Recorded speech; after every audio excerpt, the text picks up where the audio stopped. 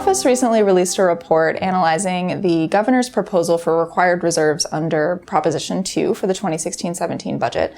This includes the administration's estimate of required reserves, as well as the governor's proposal for an additional $2 billion deposit into the rainy day fund. Proposition 2 creates minimum annual amounts that the state must deposit each year into the budget stabilization account or rainy day fund.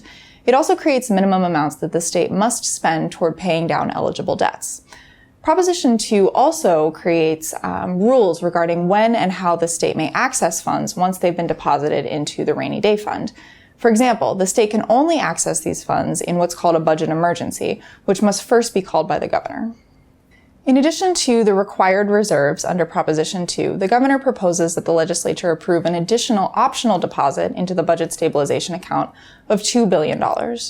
By proposing that the legislature place these funds in the BSA, which would be subject to the rules of Proposition 2, our office finds that this particular proposal would limit legislative control. For example, suppose that revenues declined and the conditions existed for a budget emergency.